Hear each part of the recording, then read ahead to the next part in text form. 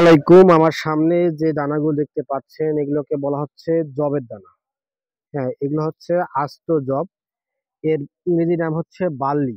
আর এর বৈজ্ঞানিক নাম হচ্ছে হর্ডিয়াম ভুলগার। হ্যাঁ, তো আমি Mohammad Saddam Hossain, CEO Green Valley BD. আজকে আমি আপনাকে জানাবো জবের দানা এবং জবের আটা এবং জবের ছাতু সম্পর্কে।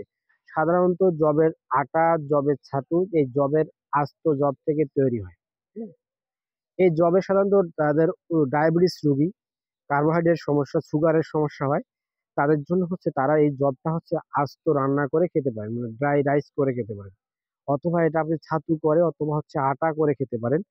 তো এই জবে এটা প্রচুর পরিমাণ পুষ্টিগুণে ভরপুর। এতে প্রচুর পরিমাণ অ্যান্টিঅক্সিডেন্ট আছে।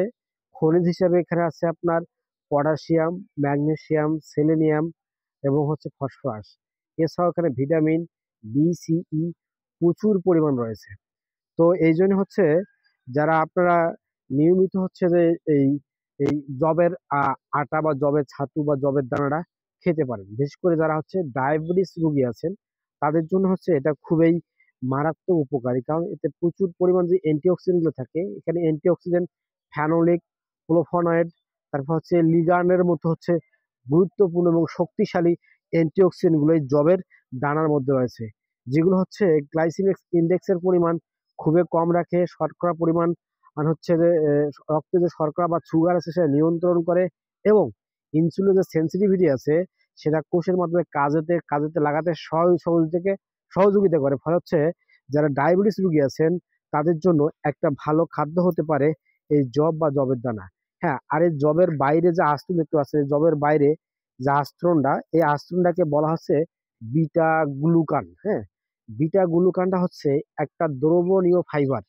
এই ফাইবারটার আরেকটা মানে এটা দ্রবণীয় ফাইবার, এবং এর আরেকটা আবরণ আছে সেটা হচ্ছে অদ্রবণীয়। মানে জবের মধ্যে একই সঙ্গে দ্রবণীয় ফাইবার আছে এবং অদ্রবণীয় ফাইবার এই জবের মধ্যে রয়েছে। এই বিটা গ্লুকান যে উপাদানটা আছে এটা হচ্ছে আপনার ভেতরে যে কোষ্ঠকাঠিন্য রোগগুলো থাকে, তারপর ভেতরে যে পেটের যে সমস্যাগুলো হয়, আপনার নাভের যে সমস্যাগুলো হয়, সেই সমস্যাগুলো হচ্ছে কোষ্ঠকাঠিন্য দূর করে, আপনার রক্ত স্বল্পতা হচ্ছে দূর করে।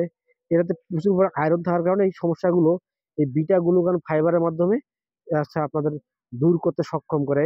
এই হচ্ছে এই জবের, যেটা আপনি নিয়মিত খান।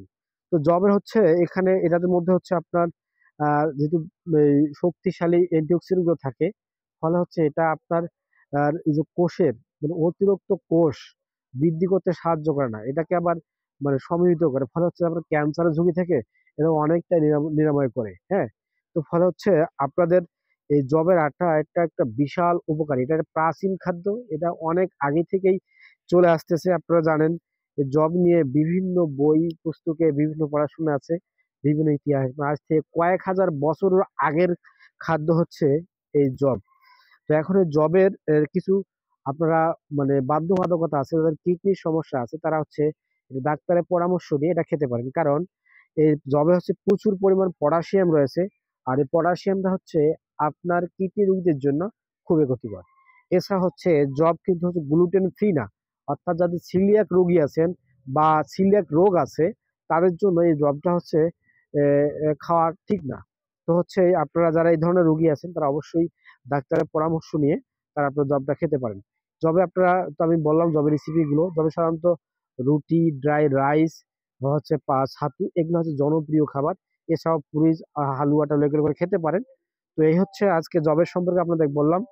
তো নেক্সট হচ্ছে অন্য কোনো খাদ্য সম্পর্কে আপনাদের বলা নিয়ে আসবো ইনশাআল্লাহ। আসসালামু আলাইকুম, ভালো থাকবেন, আল্লাহ হাফেজ।